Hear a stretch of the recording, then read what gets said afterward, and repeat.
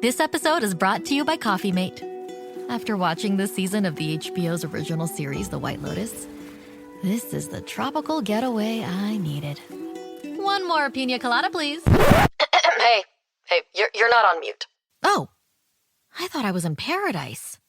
Turns out it was my Coffee Mate. Coffee Mate pina colada and Thai iced coffee flavored creamers. Inspired by the newest season of HBO's original series, The White Lotus. For the love of coffee. Try now. Lowe's knows how to help you get the most out of your store run. That's why members save more with My Lowe's Rewards. Earn points towards My Lowe's money on eligible purchases. Get access to member-only deals and free member gifts. Plus, unlock free standard shipping when you reach Silver Key status. So what are you waiting for? Join for free today. Lowe's. We help. You save. Loyalty program subject to terms and conditions. Details at lowes.com/terms. Subject to change. On a weekly basis, there are so many questions that come up and I'm just like, oh, but you're not here to ask, I have this curiosity to know if she would have continued healing, like with the internet, with what it is now, I have this hope that she would have learned right alongside me, and unlearned and unpacked. I have this, it's not even a hope, but it's like a fairy tale, a dream that she would have taken accountability and she would have just learned how to be vulnerable, really. Because I grew up in kind of a home that was like my way or the highway. I didn't learn healthy communication, the flow of back and forth and how to articulate things in a healthy manner. I just wonder if she would have learned how to do that. And then if we could have had vulnerable conversations, that would have led to more connection, And that really relates to everything, Welcome to DNA Surprises, a podcast that delves into the world of unexpected DNA discoveries. I'm your host, Alexis Auersalt.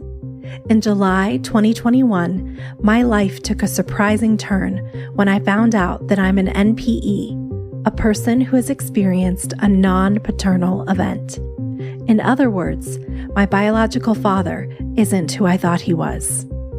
Join me as we explore the stories of NPEs, adoptees, and donor-conceived people and their families. Get ready to unravel the astonishing journeys that begin with a simple DNA test. This is DNA Surprises. A common question in our community is, when is the right time to tell the truth about parentage? While some say there is never a good time to tell, many believe that the truth should be shared from birth. In this week's episode, Miranda's story highlights the importance of telling early and often. Miranda's mother never hid the truth about her paternity, but she still recalls the shock of hearing it explicitly stated when she was a young child. She shares how her curiosity about her biological father led her to take a DNA test, which created connections with newfound family members. Miranda's story is filled with challenges and love. Despite the abuse, rejection, and profound loss she has experienced, she maintains compassion for everyone involved. Thank you for sharing your story, Miranda. Hi, I'm Miranda, and I just turned 39. And I originally grew up in Southern California, so in Orange County, so highly populated area. I lived there till I was about 10, and then I moved to Southern Illinois. I was trying to come up with the correct phrase or terminology because I don't exactly identify with an NPE or an adoptee. I grew up with my biological mother, my stepdad, and my grandma was always part of that intimate circle as well. I always knew that I was not biologically my father's, but he was always my dad. He was there from toddlerhood on until he died when I was 15. What did you know about your biological father before that time? I think I was probably 1.5 actually when my parents got together. They met at a yard sale. So that was really early. I don't have memories of that early. I probably have a memory of, the age of 3. My mom said that she always told me and was, honest with me that he was not my biological father. But I don't, as a child, when you're innocent, and I don't think it's something you really think about when you have a father that raises you, somebody that you don't ever call anything other than dad. But I do have a core memory I don't think I could have been any older than 6. I mean, it's just a guess, but I was at my stepdad's parents. I'm saying stepdad just so there's a clarification. Growing up, he was just dad, daddy. But we were at his parents' house, and I remember making the comment that I liked mustard like my dad, and my brother, who's 2 years younger than me, liked mayonnaise like my mom. And then my grandma, technically my step-grandma, came back and told me that something along the lines of, well, he's not biologically yours, or you're not biologically his. I don't remember the exact phrase, but I remember it like shocked me. And I'm a really sensitive person in general. So I remember crying and like, I don't know, it just hit me so hard. The realization that like, what do you mean I'm not my dad's? So I don't know if I just didn't understand or if I didn't really retain the information that my mom had told me, but that was a core memory. And so that was pretty early. So, your mom says she was open with you before you had this revelation, but to your knowledge and your memory, you don't remember there ever being another father in your life. There never was. My mom was always fairly open with me. I remember her telling me different things. Well, not different things. I mean, they always aligned, but she would tell me, that she met someone in college. I think she was in a political science class with him. She was older. I think she was 28 or 29 when she had me. So she had gone back to college. She had some life stuff she had to go through and address. But anyway, she went back to college, and that's where she met my father. Now, I don't know if it was just like a one-time thing. I don't know if they were friends. See, my mom died when I was 19. So that was the very, very beginning of our adult relationship. And then before that, there was all kinds of stuff. There was trauma and like all kinds of stuff that we hadn't addressed yet because I was just then coming into my adulthood and I didn't understand a lot of it, But if I rewind and I go back to my childhood, I do remember my mom telling me, she'd met him in college. And then I remember at one point, I was probably, I don't know, somewhere between the ages of like 11, 13. My dad had made the comment, my stepdad, that they were a one-night stand. I'm pretty sure my mom, I don't think she phrased it that way, but I'm pretty sure she always told me they only had sex one time. So, here I am, the result of a one-night stand. But I did always grow up wondering who he was. And honestly, I had some abandonment issues because of the feeling unwanted. Growing up wondering, like, why doesn't he want to know me? Why doesn't he want to get to know who I am? So in Southern California, we grew up in kind of a poor area, I guess. Like we weren't, I guess, considered poor at the time. I had 2 working parents and they weren't like high class jobs or anything, but we got along okay. And then my parents, like they pulled all their savings out and we moved to Southern Illinois. The reason we moved to Southern Illinois was because the gangs had started coming back to our area. So my mom was honestly pretty fearful. Like in the area that we were, it was either your kids get jumped into the gang or they get jumped by the gang. So my mom didn't want that. And I don't think they really had enough money to move us to like a better area. I mean, maybe so, but maybe she just remembered her childhood. She grew up in the Midwest. So my mom moved us back. My grandma moved back with us. My grandma never lived in our house, but it was always like she and my mom were very close. When we moved to Illinois, she was only 7 blocks away. And because we moved from, a city that was kind of dangerous to a small town, I was able to walk and ride, even at a young age. Like there was no fear of somebody hurting us, small town USA. But once we moved to Illinois, my dad had a hard time finding a job. So my mom had a genius IQ. She was super smart. Didn't make great life choices sometimes, but I think that had to do with her own traumas that she endured. But so she was going back to college again in my adolescence once we moved back to Illinois. And then my dad, because, he didn't have a college degree and he couldn't remember how to spell my name. So once we moved here, he had a hard time and that hurt not only his mental health, but it hurt our family. Before we found our small, very rundown house that they bought, it was their first time buying a home together. We lived in a trailer park. And I remember walking in on my dad holding it. And I was I had to have been 10. I think it was the year that we moved here. So that was startling. Wow. And he, with tears in his eyes, asking me not to tell my mom. And I don't think I did. I don't even know if I ever did, honestly. But that was a lot to hold, as a 10-year-old. Yeah, that is incredibly traumatic. And then later, he ended up being very abusive. I guess my dad had been an alcoholic. So my mom was his third marriage. The first two marriages, he was incredibly abusive, and he was an alcoholic. And I guess when he got with my mom, he was still drinking. But when I put the timeline together now, I realized they probably got knocked up, like with my brother, really fast. And I'm guessing that's why they got married. They had my brother, but he was still drinking. But very early on, my mom gave him the ultimatum, stop drinking or we're leaving. And I don't think my dad wanted to lose my mom. And I don't think he wanted to lose his family. So he chose us. And that feels really awesome. He chose us for the first time ever. My dad did end up getting a job, but it was like, very bottom of the barrel type job. He was running medical supplies for a small company in our town. But he ended up getting connected with, we didn't know it, but we knew he started drinking again, but he also got connected with drugs. And as a child, I'd never been around it, so I didn't even know he was, And honestly, I don't know if my mom knew. She probably suspected, but I don't know how much she sheltered me from, So he was unstable, and he became abusive.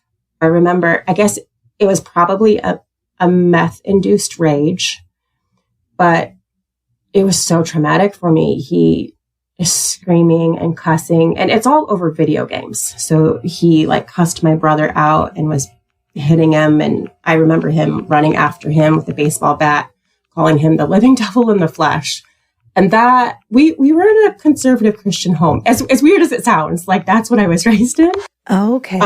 Yeah. So that was so traumatic. And I just remember not knowing whether or not he would kill my brother, not knowing if I should call the cops, call my mom. My mom was not there. She was 7 blocks away at my grandma's house, and she was trying to study for an exam. I didn't know if I didn't know what the right step to do. Do I leave my brother? Do I leave him alone with this crazy man? My brother had made it to the bathroom, thankfully, but my dad was trying with all his might to open up the bathroom door and to what I thought was kill my brother, My brother was probably 9. Oh, I'm so over sorry. Video games. So my mom, my dad, he told me to call my mom and to get her home, very rage-filled. And so I did. And I'm trying to explain to her, because this had never really happened. Had he had rages? Had he hit us? Yeah.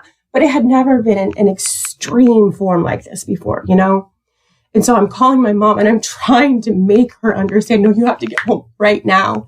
And she kind of pokeyed along, and she gets there and she realizes how extreme the situation is. And she makes us go to school, which I thought was odd after such a traumatic event. I don't know if she was trying to take care of the situation herself or if she was just trying to get us in a safe place. I don't really know. So she ended up, I guess, going back to the house with my dad, and he ended up pushing her down. And so then she did call the cops. So my dad did go to jail. I don't think it was for very long. That's the only time in my life that he's ever done anything that he had ever done anything like that. But I remember even after the effect, he had to go to therapy, court ordered. But I still remember him trying to blame my brother. And this was sober. So as a grown man in his, I don't even know how old he was, 40s, he didn't know how to take accountability, or he refused to. So that left a huge impact on me. And then right after these incidences, and there was another incident, he never touched me sexually, but there was an incident that was not okay. That also traumatized me for life. That's when I moved in with my grandma, 7 blocks away. I just never returned home. And then he died. I went from being a daddy's girl to having this void / hatred for him. And so that was hard to deal with as a teen.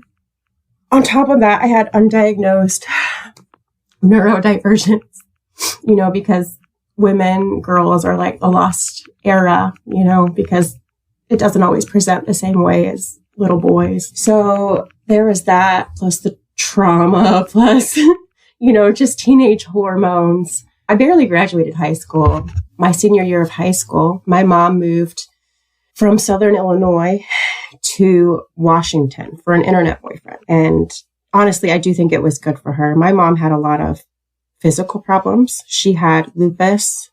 She had a huge S curve on her back. She had arthritis. And on top of that, I believe she also had neurodivergence and if not that, then like in the very least, she had depression. So she moved to Washington State with my brother, my senior year of high school. I stayed with my grandma my senior year. I didn't want to move away from everything that I had known. I wanted to graduate with my friends. And so I did. And she flew back for my graduation. And then the next year, my grandma moved to Washington and I chose to stay in Illinois.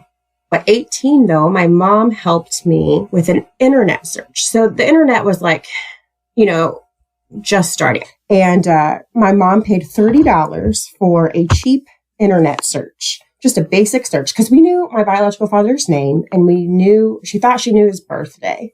So, and we knew that he lived in California. So leading up to that, like, were you curious and asking about him after it really connected for you that your dad wasn't your biological father?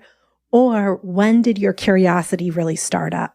Honestly, the curiosity had always been there off and on throughout my entire life. And my mom knew it and she was open to talking. She never shut me down in terms of having those conversations. She was always really empathetic. My mom, as traumatized as our relationship was, my mom was a very loving individual. And so my mom paid for that internet search. And we didn't find him right away, but we ended up finding relatives of his with the same last name who connected us.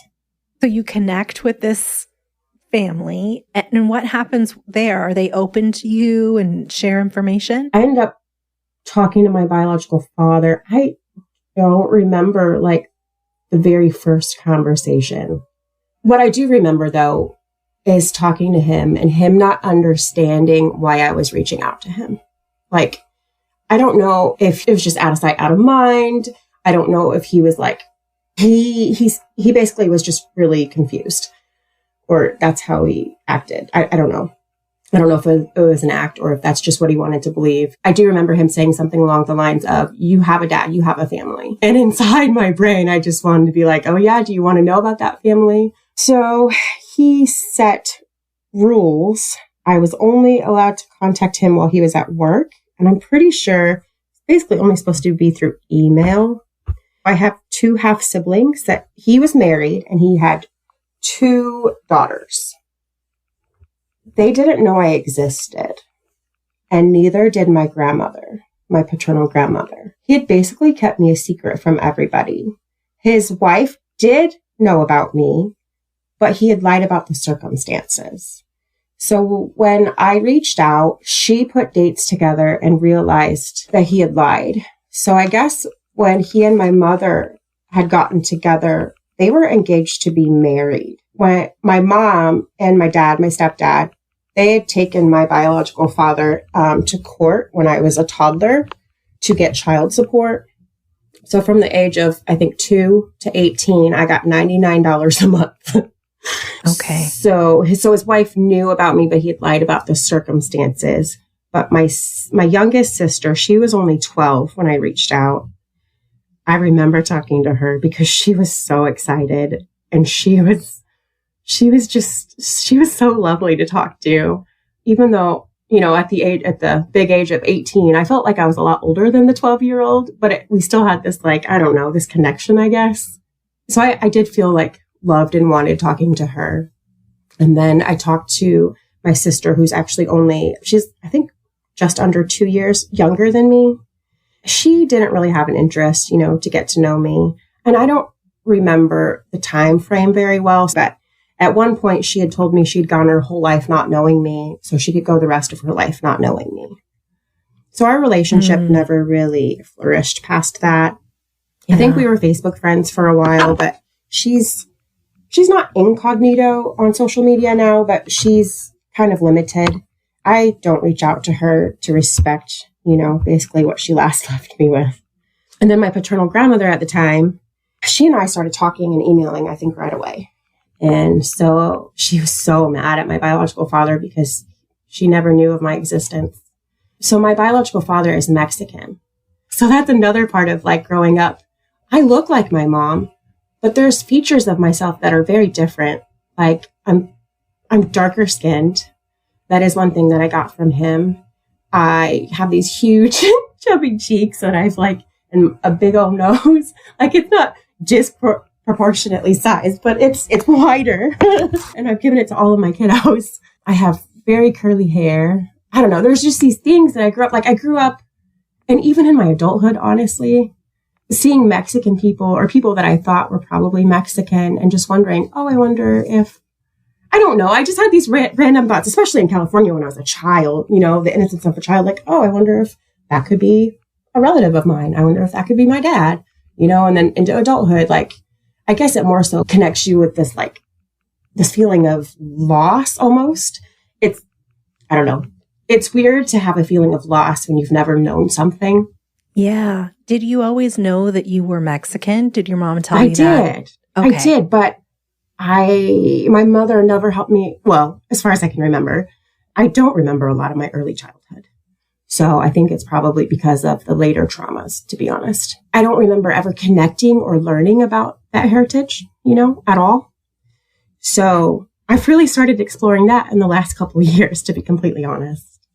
Okay. So when I was 18, I reached out to my father and I'm getting to know my grandma.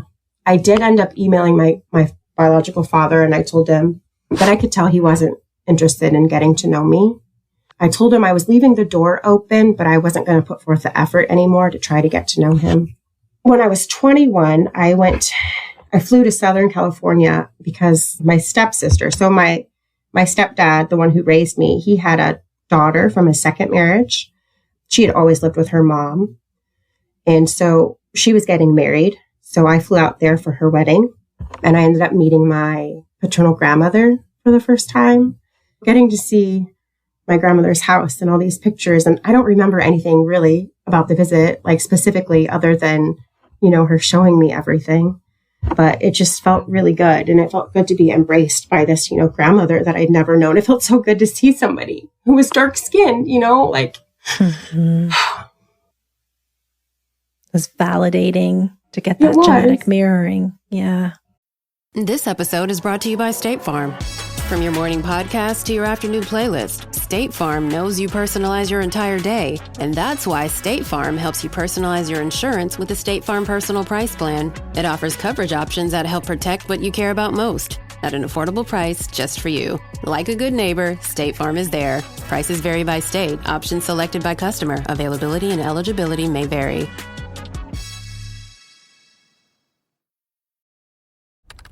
Business taxes. Was stressing about all the time and all the money you spent on your taxes. This is my bill? Now Business Taxes is a TurboTax small business expert who does your taxes for you and offers year-round advice at no additional cost, so you can keep more money in your business. Now this is taxes. Intuit TurboTax. Get an expert now on TurboTax.com/business. Only available with TurboTax Live Full Service. So that was when I was 21, backtrack probably 2 years, because it had to have been right before my mom died. She died when I was 19. I flew to Washington. She would fly me out there for like holidays and for summer vacation. So I did get to go out there at least twice before she died. I got to meet one of my paternal uncles. So my biological father's brother, he continues to live in Washington State. And so we had connected, and he actually had known about me, but he'd never reached out. I don't know. I mean, I get it, I guess. It's a weird, complex situation. But he had 2 sons in Washington, and I met them. And so, I don't know, that was a really cool experience, just, it felt really cool. I have pictures now that I can look back at and see me with my uncle and my cousin. I don't know, my uncle was a little on this, not standoffish, but it's hard to find the right words. He's trying to explain how he was raised, and he doesn't understand like my curiosity really and my want to get to know my father. And maybe he didn't even word it like that, but he understands my father. And, if you fast forward to me now at the age of 39, I now understand and see that my uncle was also living the same type of life that my biological father did. He has at least 4 kids that we know of, all by separate moms. And don't know that he's in any of their lives. So he was never a present father. So I think he was probably trying to make himself feel better. I don't know. It's just a lot of guesswork. Right. So that relationship kind of died down. My biological father, he had added me on Facebook. When he added me, I felt great. Like, okay, he's reaching back out. But there was never communication and there was never connection. Over the course of a decade, the messages never went past Merry Christmas, happy birthday, So it was very generic on the surface level. So 2 years ago, for my own mental health, I had to close that chapter. So I'd always left the door open, hoping and praying that one day this man who created me, although I know he didn't mean to, but I had always hoped, that he would have this want to get to know me. And that never came to fruition. So I decided 2 years ago to close that door. We had a birthday party for my daughter, one of my children. And this daughter is my absolute twin. Out of the 4 kids that I have given birth to, all of them are blonde-haired, blue-eyed, except for her. She is my dark-skinned, curly-haired mirror. For her birthday, we had a hotel party and pool party. And that evening, she slept next to me in the hotel bed. And as I was going to sleep, just holding her, I became absolutely overwhelmed with all of these thoughts. And like my brain had turned to my biological father. And I had zero understanding of how somebody could leave their child or not have a want to know their child. I ended up staying up for hours. I don't think I got very much sleep that night because I stayed up. I love to write. And so I wrote, but I wrote to him. And it was telling him goodbye. It was telling him all the things I'd never had the space or the courage to tell him, because we never talked about anything other than, hello, how are you? So I let it all out. I thought 2 years ago that I had maybe been a little on the, not quite FU side, but a little on the, oomph, I'm going to stick it to you. Yeah. But I reread that note recently that I actually did send it to him. And it wasn't at all. I was really quite empathetic for all the things that I've been through and for all the time and space that I've given him, to have nothing in return. I don't know, like it felt good, but I told him goodbye. And then I never heard from him ever again, and before that, it had literally been 12 messages over the course of a decade. So it's not like I expected anything, but I guess part of me had still hoped that a part of him would be like, oh, this is what she's lived. But then I was curious. So at the time I had a lot of health issues. And so I had ordered a 23andMe test. I was curious because my mom had a lot of, physical disability stuff. And then I saw my half sister on there. So she was 12, when I initially connected with her, and her mother ended up having a really hard time with me reaching out, which I understand. So 2 years ago, I got the 23andMe test and I bought my house, and I actually I saw that she was on Instagram. So I sent her a friend request and she accepted and we started talking, and that felt really good. Although I will say the conversation is kind of hot and cold sometimes. So that was really hard for me because I'm kind of all in when I'm hyper fixated on something, especially when it comes to connecting and communication. And so the hot and coldness, it made me wonder or question sometimes, like my worth again. And it made me question like whether or not like this was feasible. We ended up having some, I guess, I'm trying to figure out a way to say this without relaying too much information about her. But she came to realize that she has neurodivergence also. Now, on me and my kids, my eldest has ADHD. My middle daughter has ADHD.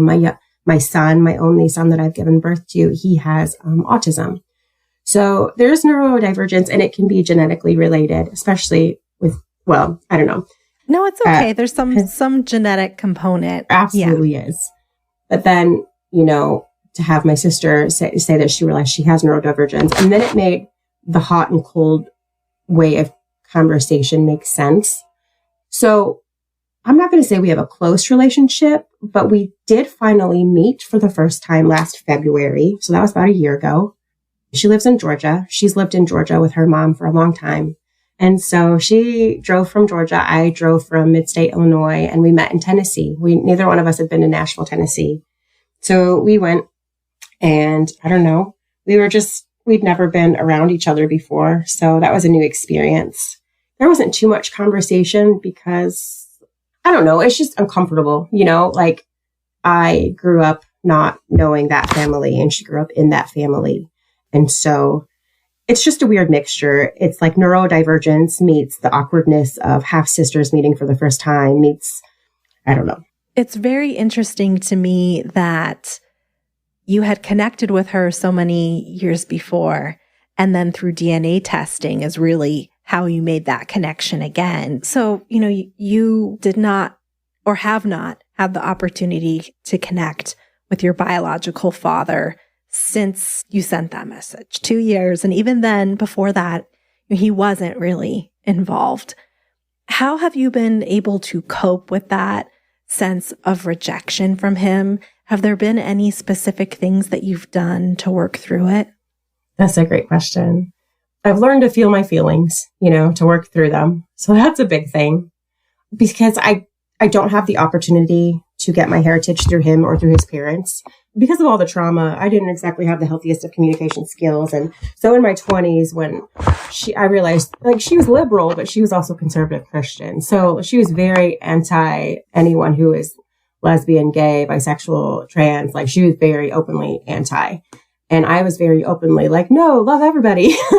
And so she deleted me off of Facebook, and that hurt. And then she was just like ranting and venting about, this group of people. And I was like, no, like this isn't okay to me. And so I ended up emailing her and telling her goodbye instead of trying to have a boundary that was like, hey, respect me and don't have this conversation with me around. I just cut her off.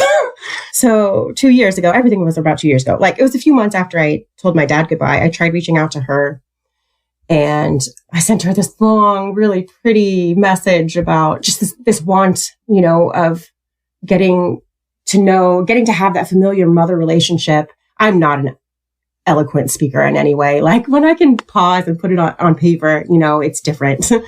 She did email me back. It was kind of generic. And it was like, it started out sweet, like, granddaughter, I'm so, pleasantly surprised that you've emailed me. But then it turned into, sometimes in life, we don't always get what we want. I tried not to take it negatively, though. So I did try a couple more times. And she's getting older. She is in her 80s, I realize. She's got an active life with her granddaughters in Southern California. Yeah. So it hurts, Yeah. Like she's never been a grandma to me. She's never been a great grandma to my kids. My kids, I don't have my mom. She died when I was 19. So there's all this like sense of loss. And then a couple months ago, I tried reaching out to my paternal grandfather for the first time ever. Because, at this point, I'm not even looking for like a relationship. I'm looking for pictures and for heritage information and for stories. Like I'm big into genealogy and I'm big into trying to track this stuff down because I don't have access to it through my immediate family. And so I was turned down. That was right around Halloween. That hurt. That was like abandonment all over again. It's like, okay, I did this 2 years ago. Recently, my grandmother's like, that's a dead end. And then I reached out to my paternal grandfather for the first time ever in my life. And he's like, no thanks. That'll make it awkward between my son and I. So that was hurtful. But then I continued on. So I have chosen to boldly connect with cousins outside of that. I am like on Facebook with some first cousins, but we're not really close. They are helpful. They helped me when I was initially getting on 23andMe with like health information and stuff because I really was going through some stuff. But outside of that, we just live in two entirely different lives. They live in Southern California and they're young and beautiful and have no children. And it's awesome for them. I love that. But then I see them with like my grandmother and it just, it's like, oh, hurt. Okay. And then there's distant cousins, though, that I've connected with through Ancestry and 23andMe and my tree building. So I have these names because I'm smart. And so I've connected with all these cousins. I'm like, hey, do you happen to have, pictures of my great grandma or my great great grandma? And there are so many people who have stories, somebody who's my age, but very distantly related. But he has memories of going to see my great grandma's house. And I'm like, what? Because she didn't die until I was 9 and I was still in Southern California. So even though, there's all this harumph because I don't have memories of my paternal family, I'm finding a lot of joy with tracking down the memories that I'm able to get from my cousins, my distant cousins. So I'm getting pictures and I'm getting stories and I'm getting memories, and it just feels really good. And I'm going to continue with that because I don't really know how else to connect with that Mexican side other than to pursue that and to see where they lived and to find out information about those places. Yeah, a lot of people talk about connecting through food, like recipes and things like that, kind of help them feel connected to their heritage. Have you done any of those things? Yes and no. I'm a big cook. I love to cook. Growing up with my mom, black pepper was spicy. My grandma always cooked, but it was like Southern. So like that's all very different from the like heritage of Mexicans, with tortillas and beans and rice. And so my mom said she never had a taco until she was in high school. She went to a friend's house and she had her first taco. I do have a love of experimenting with food, and I do experiment with some of the Mexican foods. Yeah.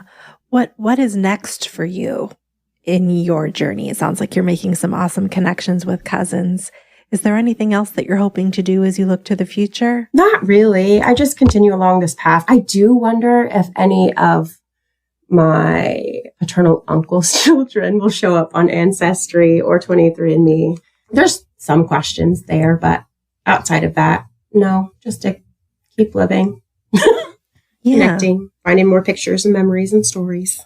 I'm interested in your perspective on this because you knew that you were raised by someone other than your biological father for most of your childhood. So what advice do you have for a parent who's keeping a DNA surprise from their child? Oh, I'm totally team honesty all the way 100%. For someone to grow up, questioning like who they are, it's so important to understand where they come from, and to be able to give them as much information as possible can be really not necessarily healing, but it can give them a sense of comfort, a sense of knowing who they are, understanding who they are, where they come from. And what advice do you have for someone who is just embarking on this DNA journey and trying to connect with family, especially if maybe a parent isn't open to a relationship with them? Give yourself grace. Give yourself patience and the space to feel your feelings. If you push those feelings away and you pretend like they don't exist, and you find coping mechanisms, even if they're, considered healthy coping mechanisms, you're still not feeling what it is that you actually feel, and you're learning to push your own wants and needs aside.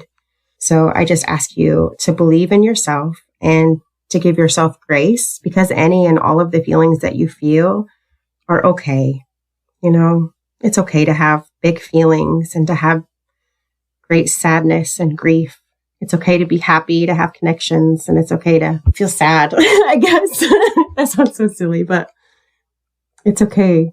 But it's true, because a lot of times we don't allow ourselves to feel all of our feelings as we go through this. So thank you for saying that. Miranda, thank you so much for coming on the podcast and sharing your story.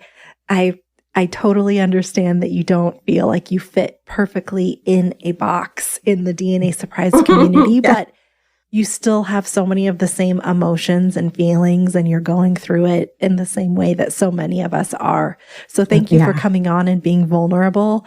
And I wish you the best of luck as you continue finding new family members and building relationships with the ones who have accepted you. Thank you so much, Alexis. Thanks again to Miranda for sharing her story. If you have a DNA surprise that you'd like to share, please submit your story at dnasurprisespodcast.com. Until next time. This episode of DNA Surprises was hosted, produced, and edited by me, Alexis Auerselt. It was mixed and mastered by Josh Auerselt of Siren Recording Studios.